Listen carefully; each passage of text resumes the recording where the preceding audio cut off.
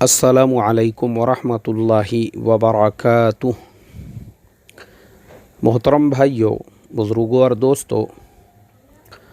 یہ ہمارا اصلاح معاشرہ کا 1142واں سبق ہے۔ محترم دوستوں، رمضان المبارک کا مبارک مہینہ لاک ڈاؤن میں آنے کی وجہ سے سب سے زیادہ جو طبقہ متاثر ہوا ہے وہ ہے ہمارے دینی مدارس اور مساجد کے ائمہ۔ کئی مسجدوں کے ائمہ ایسے ہیں جن کی 3-4 مہینوں کی تنخواہیں وہ رکی ہوئی ہے اور وہ بیچارے پریشان ہیں۔ ایک تو قرض ہو چکا ہے اور آگے کے مسائل ایسے ہیں کہ پتہ نہیں اب مساجد کب اوپن ہوں گی۔ اسی طریقے سے مدارس کے جو معلمین ہیں، چونکہ اکثر مدرسوں کا نظام جو چلتا ہے عام لوگوں کو وہ پتہ نہیں ہوتا ہے، لیکن میں آپ کو بتاتا ہوں۔ اکثر مدرسوں میں کیا ہوتا ہے، جو بجٹ ہوتا ہے نا مدرسے کا، وہ رجب آتے مطلب رمضان سے 1-2 مہینے پہلے ہی ختم ہو جاتا ہے۔ تو اساتذہ کی جو تنخواہیں ہوتی ہے وہ 2 مہینے کی مدرسے کے اوپر قرض ہوتی ہے۔ رجب کی تنخواہ وہ قرض ہے، شعبان کی تنخواہ وہ قرض ہے۔ اب رمضان کے مہینے میں مدرسے کے اساتذہ باہر نکلتے ہیں، چندہ کرتے ہیں، وصولی کرتے ہیں، اور پھر اسی سے ان کی جو باقی تنخواہیں ہوتی ہے اللہ تعالیٰ انتظام فرما دیتے ہیں۔ تو 2 مہینے کی وہ تنخواہ رکی ہوئی ہوتی ہے، پھر رمضان کا مہینہ، اور پھر مدرسے کا جو سال بھر کا نظام ہوتا ہے وہ رمضان کے مہینے میں ریکور ہو جاتا ہے۔ اس سال میرے محترم دوستو، رمضان کا مبارک مہینہ پورا کا پورا لاک ڈاؤن کے اندر آ گیا اور ہمارے مدارس اس سے متاثر ہوئے۔ اچھا، مدرسے جو ہے ان کو مضبوط کرنا کیوں ضروری ہے؟ ان کو تقویت پہنچانا کیوں ضروری ہے؟ کیا ضروری ہے کیا مدرسوں میں چندہ دینا، مدرسوں میں صدقات دینا، مدرسوں میں زکوٰۃ دینا ضروری تھوڑی ہے؟ یہ بہت سارے لوگ اس طرح کا سوال کرتے ہیں، لیکن میں آپ کو بتاتا ہوں ان مدرسوں کو زندہ رکھنا کیوں ضروری ہے۔ سب سے پہلے میں جو جملہ کہہ رہا ہوں، سب سے پہلے اگر آپ اپنی مسلمانیت کو باقی رکھنا چاہتے ہیں، اپنے آنے والے نسلوں کے اسلام کو باقی رکھنا چاہتے ہیں، ان کے دین کو باقی رکھنا چاہتے ہیں، تو جیسے آپ کو اپنے دکان کو باقی رکھنے کی فکر ہے، اپنے کاروبار کو، اپنے کارخانے کو، اپنی جاب کو، اپنے گھر کو باقی رکھنے کی فکر ہے، ویسے ہی اپنے عقیدے اور ایمان کی حفاظت کے لیے ان مدارس کو باقی رکھنے کی بھی آپ کو فکر ہونا چاہیے۔ آپ کو پتہ ہے، آپ انڈیا میں رہتے ہو، آپ جو ابھی تک مسلمان باقی رہے، یہ کس کا صدقہ اور کس کا طفیل ہے؟ آپ کو پتہ ہے یہ بات؟ اگر آپ کو نہیں پتہ ہے، میں آپ کو بتاتا ہوں، یہ انہی مدرسوں کا طفیل ہے،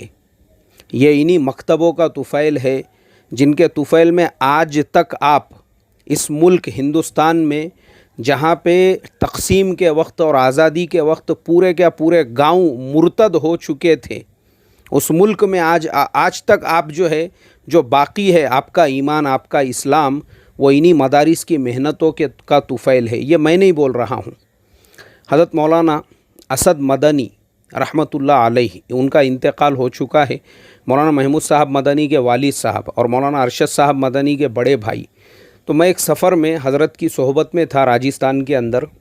مجھے یاد ہے اچھی طرح سے، حضرت مولانا اسد مدنی رحمۃ اللہ علیہ انہوں نے ایک جملہ فرمایا تھا، بولے دیکھو، تقسیم کے وقت میں جو ارتداد کی ہوائیں چل رہی تھی، اس وقت میں ایسا گاؤں جس گاؤں کے اندر اگر مکتب تھا، اس مکتب کی برکت سے اللہ تبارک و تعالیٰ نے پورے گاؤں کو مرتد ہونے سے بچا لیا۔ تو کیسا ہے ہمارے ان مدارس کی جو قربانیاں ہیں، مدارس کی جو محنتیں ہیں، ہم اس کا اندازہ نہیں لگا سکتے۔ یہی مدرسے ہیں جن مدرسوں سے دعوت و تبلیغ کی مبارک محنت نکلی،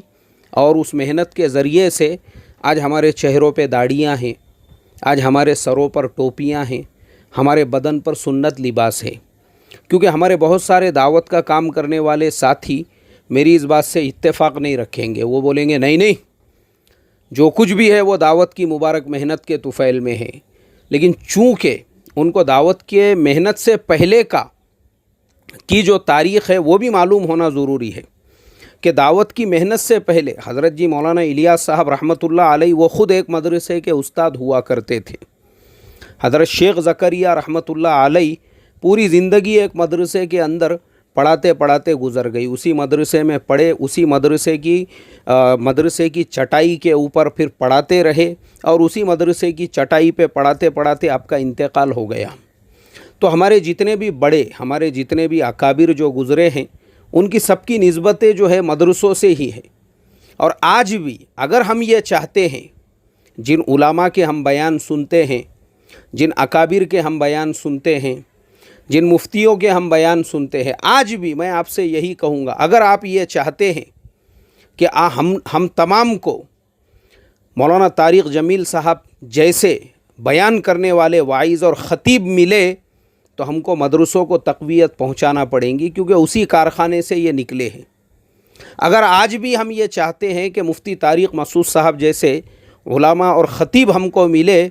تو ہم کو مدارس کو تقویت پہنچانا پڑیں گی، کیونکہ اسی کارخانے سے یہ آئے ہوئے ہیں۔ اگر ہم یہ چاہتے ہیں کہ مفتی تقی عثمانی جیسے مفتی، حضرت مولانا خالد سیف اللہ رحمانی جیسے مفتی، اور حضرت جی مولانا سعد صاحب جیسے لوگ جو ہماری عمارت کی ذمہ داری کو ادا کر سکے، اگر وہ ہم کو چاہیے، تو ہم کو مدرسوں کو مضبوط کرنا پڑے گا، کیونکہ یہ سب انہی مدرسوں سے آئے ہوئے ہیں۔ اور میں جو آپ کو روزانہ جو ہے دین دنیا دونوں لائن سے مکس کر کے ایک سبق دیتا ہوں، اور آج ہم الحمدللہ 1142ویں سبق تک پہنچ چکے ہیں، اسی مدرسے کی دال روٹی کھا کر، اور اسی مدرسے کی چار دیواری سے اور اسی مدرسے کی چٹائی سے ہم بھی نکلے ہوئے ہیں، ہماری بھی نسبت وہی مدرسہ ہی ہے۔ تو چاہے کوئی بھی رہو دنیا کے اندر، آج پورے دنیا کے اندر دین کو اللہ تبارک و تعالیٰ نے جو باقی اور زندہ رکھا ہے، وہ انہی مدرسوں کا طفیل ہے۔ تو ہم اگر یہ چاہتے ہیں کہ ہماری نسلوں کا ایمان باقی رہے، ہماری نسلوں کا دین باقی رہے، تو اس کے لیے ہم کو اپنے مدرسوں کو مضبوط کرنا پڑے گا۔ ہم مدرسوں کی طاقت کو جانتے نہیں ہیں۔ ایک بات یاد رکھو، اسی لیے سوویت یونین جب بنی تھی تو رشیا نے سب سے پہلا کام یہی تو کیا کہ مدرسوں کو تالے لگائے۔ امام بخاری رحمۃ اللہ علیہ جس بستی، جس شہر میں پیدا ہوئے، وہاں پہ 5-5 ہزار بچے پڑھا کرتے تھے۔ آج بھی وہ مدرسوں کے در و دیوار باقی ہے، ان مدرسوں کو تالے لگا دیے گئے، تالے۔ دینی تعلیم بند کرو یہاں سے۔ دمشق، سمرقند، بخارا اور تاشقند، اور اس کے علاوہ بغداد، ایران میں آئیں گے تو شیراز، یہ ایسے بڑے بڑے علم کے شہر تھے۔ ان شہروں سے سب سے پہلے، یعنی باطل نے جب چاہا کہ مسلمانوں کو گمراہ کرے، تو مدارس کے دروازوں کو پہلے بند کیا گیا۔ اور ہمارے ملک کے اندر بھی جو مدرسوں کے دشمن ہیں، وہ کیوں ہیں؟ کیونکہ وہ جانتے ہیں اس ملک کا مسلمان آزادی کے 70 سال بعد بھی اگر آج سر اٹھا کر چل رہا ہے، تو ان کے پیچھے جو سب سے بڑی طاقت ہے وہ اس ملک کے مدرسوں کی طاقت ہے۔ تو اس لیے میرے محترم دوستو، اور دیگر جو تنظیمیں ہیں، دیگر جو تحریکیں ہیں، سب کو میں اس میں شامل کر رہا ہوں۔ ایسا نہیں ہے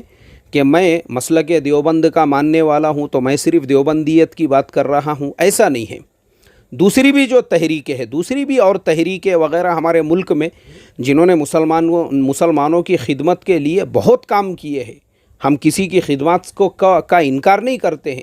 بہت کام کیے ہیں، اور دیگر مسالک کے بھی جو علماء ہیں۔ لیکن میرا ان مسلک کے ماننے والوں سے بھی یہی سوال ہے کہ آپ بھی غور کرو، آپ کے بھی مسلک کے جو علماء پیدا ہوئے وہ کہاں پیدا ہوئے؟ وہ بھی تو مدرسوں سے ہی آئے، بھلے وہ آپ کے اپنے مسلک کے مدرسے سے آئے ہو، لیکن مدرسوں نے ہی ان کو بنایا۔ تو اس کے لیے میرے محترم دوستو، آج ہمارے مدرسے ہماری امداد کے محتاج ہے۔ رمضان کا مہینہ گزر چکا ہے، اب پورا سال باقی ہے، تو ہم کو اپنے مدرسوں کو تقویت بخشنا ہے۔ اچھا، اب ہم مدرسوں کو تقویت کیسے بخشیں گے؟ تو پرابلم کا سولیوشن بھی ہمارے پاس میں ہے۔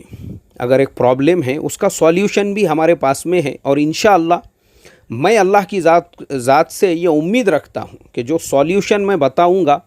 اگر انڈیا کے ہر گاؤں میں میری یہ بات پہنچتی ہے اور اس گاؤں کے لوگ جہاں پہ بھی کوئی مدرسہ یا مکتب چلتا ہے اگر وہ اس کے اوپر عمل کرتے ہیں تو میں اللہ کی ذات سے 100% امید رکھتا ہوں